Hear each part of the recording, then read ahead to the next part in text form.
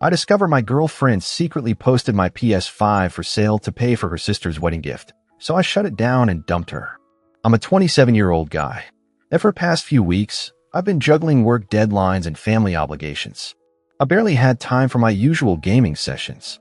My PlayStation 5, the pride of my entertainment corner, sat gathering dust. It never crossed my mind that anything was amiss, because my girlfriend and I typically had an unspoken respect for each other's stuff. Sure, she would tease me about spending too much time gaming, but I never suspected she was plotting anything so out of bounds.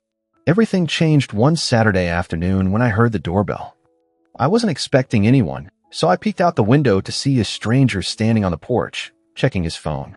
My girlfriend happened to be in the kitchen, rummaging through drawers. She looked startled when the doorbell rang, but brushed it off, saying, "I'll see who it is." Something about her face flickered with tension. Curious, I followed her to the door. She cracked it open, and the stranger greeted her by saying, "Hey, I'm here about the PlayStation 5 you posted." My ears pricked up. That instantly felt bizarre.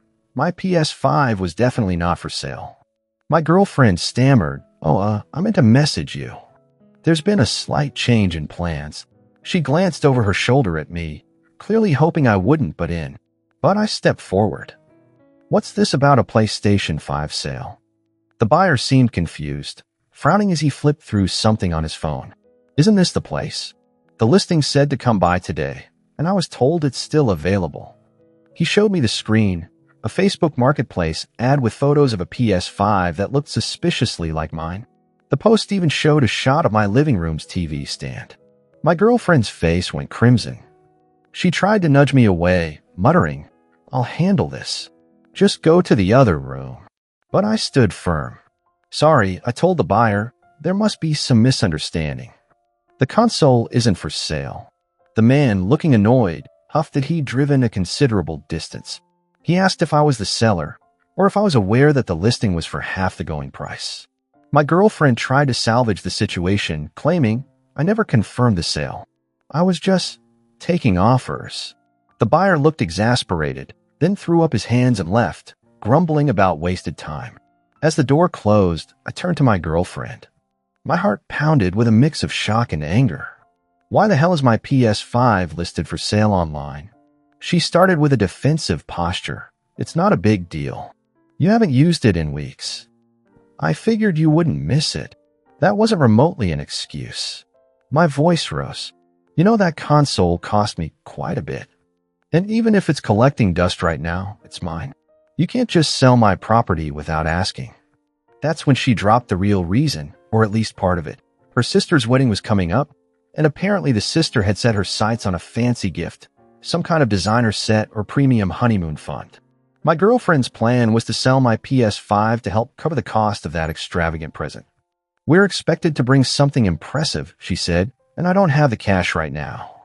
I was sure you'd understand if it's for family. I stared at her in disbelief. "Your solution is to sell my console behind my back. You don't see how messed up that is."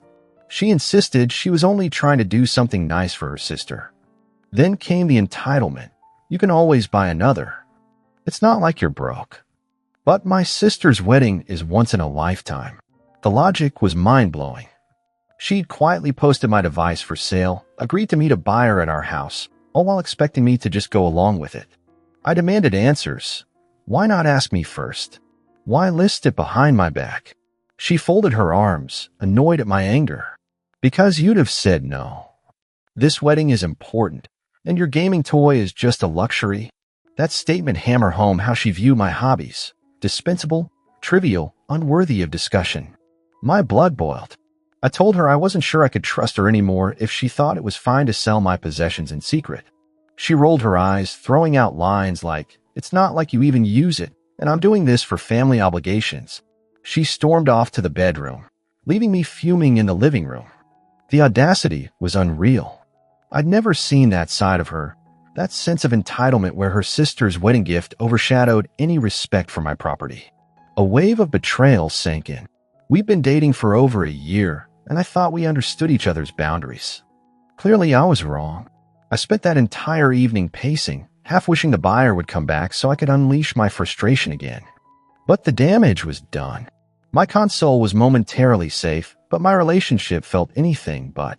The next morning, I woke to find her sipping coffee, scrolling on her phone. I demanded we have a real talk about what happened. She tried brushing me off, saying, "I have errands to run. Let's do this later." I insisted we talk now. The tension in the room was thick as she reluctantly set down her mug. "I want a straight answer," I began. "Did you truly believe it was okay to sell my PS5 for some wedding gift?" She looked at me like I was being overly dramatic. "You're blowing this out of proportion," she snapped. "It's not like I was stealing. I was just rearranging assets for a better cause." That phrase, rearranging assets, made my skin crawl. My possessions weren't just random resources to be traded for her family's whims. She then tried a guilt trip approach. "My sister's wedding is important. She's done a lot for me in life, and I can't just show up with something cheap. You've been ignoring that console anyway. I thought you'd understand." Her logic was jaw-dropping. I pressed on, refusing to let her reframe it. "No, you never asked. You posted it secretly, arranged a buyer, and only got caught because the buyer showed up when I was home. That's not asking for help. That's betrayal." She let out a frustrated sigh, claiming she had no other way to gather money. She wouldn't get a small personal loan, she wouldn't ask her parents, and she didn't want to cut corners on the gift. "I want my sister to have something she'll cherish." "And you have more than enough stuff," she said with a sneer, gesturing at my TV, my speakers, the shelves of games. The underlying message: my hobbies were worthless clutter. I tried to keep my cool, but my voice trembled with anger. "You realize that console was a gift from my father, right? It's not even about the money. It's the principle." She scoffed. "Oh, so now it's sentimental. I've never seen you treat it like some sacred heirloom." That stung. I had a nostalgic attachment, sure, but even if it was purely material, it was mine. Our argument escalated. She accused me of being selfish for not caring about her sister's big day. I countered that I was never consulted, that there were countless alternatives, like saving from her own paycheck or contributing a smaller gift. She shrugged. Then we'd look cheap. My sister expects something big, and I'm not going to disappoint her. The arrogance stunned me. Her sister's expectations apparently trumped all sense of boundaries or fairness. Unable to see eye to eye, she abruptly left to clear her head. While she was gone, I decided to check if she'd posted any other items for sale without my knowledge. After rummaging through my closet, I confirmed nothing else was missing. But fear gripped me. If she was capable of listing my console once, who's to say she wouldn't try again? Later that day, I discovered the marketplace listing was still up, albeit marked on hold. She hadn't even deleted it after our blow-up. That was the final straw. I texted her, demanding she remove it immediately. She responded with a snarky fine, but appended, "If you're this petty, I'll figure another way to pay for the gift." The lack of remorse was staggering. I started mentally planning how to handle the relationship. Part of me was still reeling. Could I salvage this if she apologized or made amends? But each hour that passed, I felt more certain I couldn't trust her. That night, she returned home with no explanation or apology. She tossed her keys on the counter, acting like everything was normal. I confronted her one last time, asking her to see reason. She rolled her eyes, accused me of being a non-supportive partner, then locked herself in the bedroom. By the next morning, my patience was gone. I demanded we talk properly. She ambled into the living room, sighing loudly. "If this is about that stupid console again, can we just drop it?" she said. My jaw clenched. This wasn't just about a console. It was about blatant disrespect and entitlement. I told her I needed clarity. "Are you sorry for what you did, or do you still think it's justified?" She hesitated for a split second, then doubled down. "I wouldn't have needed to do that if you just helped me from the start. You have the money. You claim to care about me. My sister's wedding is huge. It's not fair for me to show up empty-handed." That left me speechless. She was effectively blaming me for her underhanded tactic. The sheer nerve was enough to make my head spin. I let out a sharp breath. "We are done if you can't grasp how wrong it was. I can't be with someone who feels entitled to my belongings." She scoffed, crossing her arms. "Seriously? You'd break up over something as small as a gaming console?"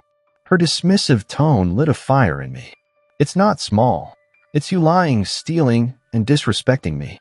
This is exactly the kind of betrayal that kills trust. She started cursing, complaining that I was ruining her sister's wedding. I nearly laughed at the absurdity. She had conjured this scenario where selling my PS5 was the only path. I repeated that it was my property, that she had no right to list it. She retorted, I live here too. I have a right to do what's needed for family. That was it. The last shred of me that hoped for reconciliation vanished. I told her, in no uncertain terms, that she needed to pack her belongings. She tried to pivot, saying I was overreacting. She even threatened, if you kick me out, I'll tell everyone you're a jerk who refused to help me in a family emergency. The goal. I wasn't about to let her manipulate me with social or familial pressure. Go ahead, I shot back. Tell them the real story of how you tried to secretly sell my property to fund a wedding gift. I doubt you'll look good. Her face flashed with anger, and for a moment I thought she might try to physically stop me from removing her things. Instead, she stormed into the bedroom, yanking clothes from the closet in a fury. She hollered that I was heartless, that I valued a console over love. The irony was staggering. If that were true, I wouldn't have minded helping if she'd just been honest and asked. But the clandestine listing sealed her fate. As she packed, I heard her on the phone, presumably with her sister or a friend, complaining that I was kicking her out for no reason. My blood boiled, but I let her spin her story. Meanwhile, I grabbed a couple of boxes, calmly stacking her things so she could leave as soon as possible. The tension in the apartment was suffocating, punctuated by her heated phone conversation in the other room. When she finally emerged, tears glistening in her eyes, I almost wavered. Part of me felt a pang of sadness at the end of what I thought was a loving relationship. But the memory of that buyer on the doorstep refueled my resolve. She tried one last time to guilt me. My sister's wedding is in 2 weeks. Where am I supposed to stay? I shrugged. Not here. You made that choice when you tried selling my belongings behind my back. Her eyes narrowed. You'll regret this, she spat, lugging her suitcase out the door. I said nothing, just watched her leave. The slam of the door echoed in the hallway, marking the final severance. I felt both relief and heartbreak. The apartment was eerily quiet, the once shared space now tinted by the memory of our explosive fights. I powered on my PS5 just to confirm it was truly still mine.